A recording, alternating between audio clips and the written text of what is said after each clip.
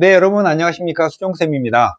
9월 평가원을 기점으로 수능은 이제 70일 남게 되죠. 그래서 이제는 여러분이 막연한 희망만으로 공부를 한다기보다는 조금 더 효과적으로 공부를 해야 되고, 그래서 입시에서 필요 없는 과목을 일부 버리거나 또 특별한 전형 한두 개로 요약해서 몰빵을 해야 될 상황도 있어서 말씀을 드립니다.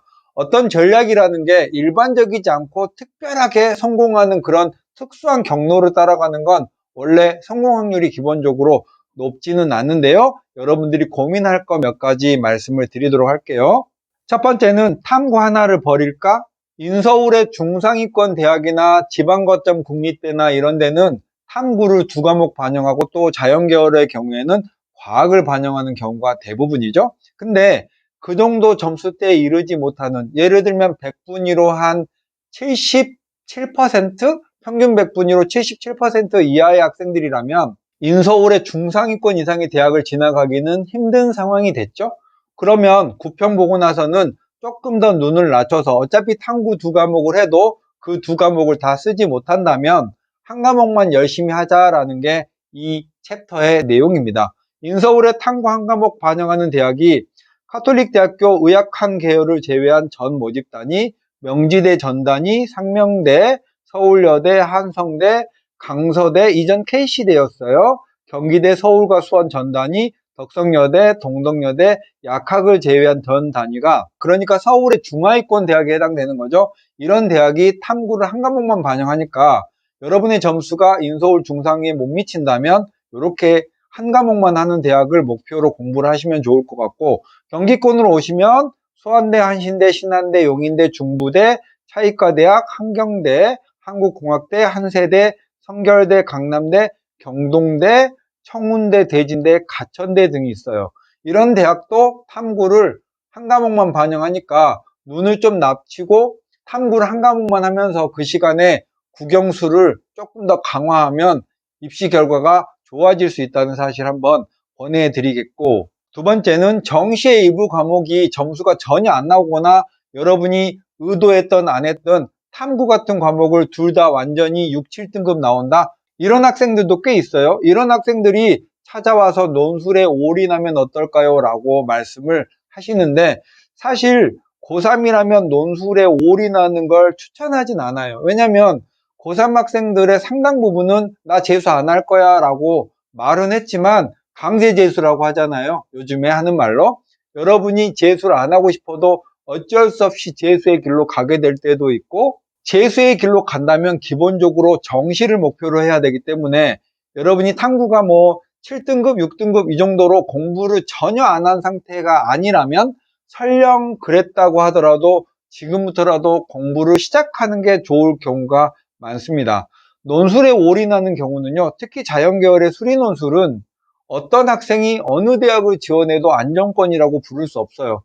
수능 모의고사 2등급 학생이 가천대 약수령에 원서를 쓰고 시험을 본다고 하더라도 합격을 장담할 수가 없습니다. 그래서 극단적으로 논술에 올인하는 전략은 일반적으로 성립하지 않고 추천하지도 않는데요. 뭐 예를 들면 수학 하나만 잘하고 나머지가 5등급 이하예요. 수학 하나는 한 2등급 나와요. 이런 학생이라면 조금 현실적인 지원을 하고 또 수학과 수리논술에 올인을 하면 확률이 없지는 않습니다. 뭐든 절실해야 합격의 길도 열린다고 생각을 하고, 또 제가 가르친 학생들은 그렇게 절박한 마음으로 공부를 해서 성공한 경우도 꽤 있어요. 세 번째는 이제부터 논술을 시작할까? 사실 이제부터 수능까지 70일 정도 남았고 수리논술을 한 주에 한 번 정도 공부한다면 잘해야 8번 요 정도 공부할 수 있어서 이제부터 논술을 공부할까? 이 말도 비교적 옳진 않은데,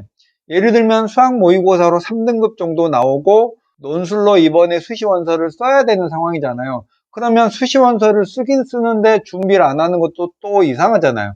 특히나 수능 직후에 있는 숭실대, 건국대, 동국대, 단국대 뭐 이런 대학들이 질비하게 많은데, 이런 대학의 원서를 쓰고 논술 준비를 안 한다면 합격 가능성은 제로거든요.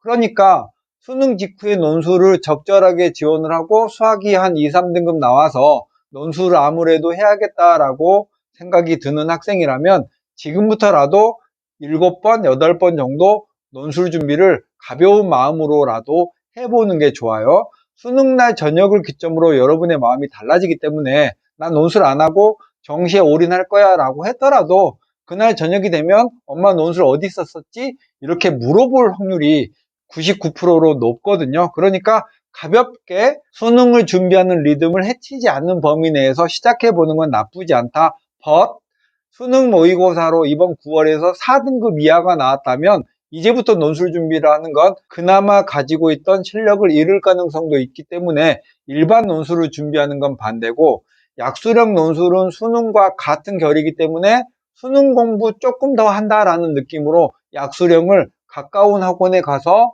해보는 건 괜찮아요. 근데 수능 모의고사로 4, 5등급 학생이 성적이 안 나온다고 해서 논술 대학을 경희대 정도로 빵 질러놓고 그 대학에 논술 공부를 하는 건 확률이 없는 무모한 일을 하는 거다라는 거고, 다음에 선택 과목을 바꿀까? 국어도 있고 수학도 선택 과목도 있고 탐구도 과목이 많잖아요. 이제는 거의 늦었습니다. 특별하게 여러분이 어떤 과목을 안 했는데 이미 잘 알고 있다 이런 경우가 아니면 선택 과목을 바꿔서 성공하는 케이스는 거의 못 봤으니까 그냥 하던 과목을 잘 마무리하기도 부족한 시간이에요. 바꾸지 마세요. 자, 그 다음에 학원을 바꿔볼까?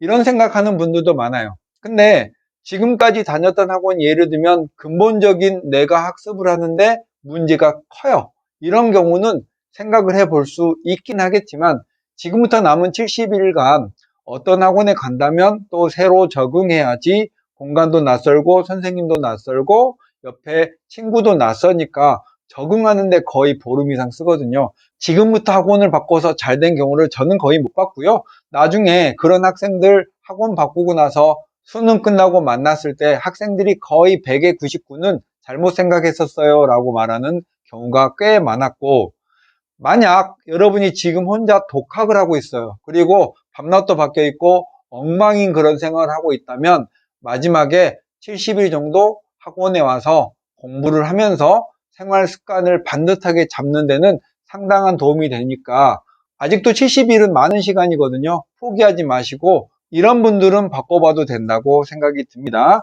이 이외에도 9월 이후에 여러분들이 고민하시는 내용이 있다면 아래 댓글로 달아주시면 제가 여러분들에게 제가 아는 범위 내에서 적절한 도움 말씀 드리도록 하겠습니다. 수종쌤이었습니다. 안녕.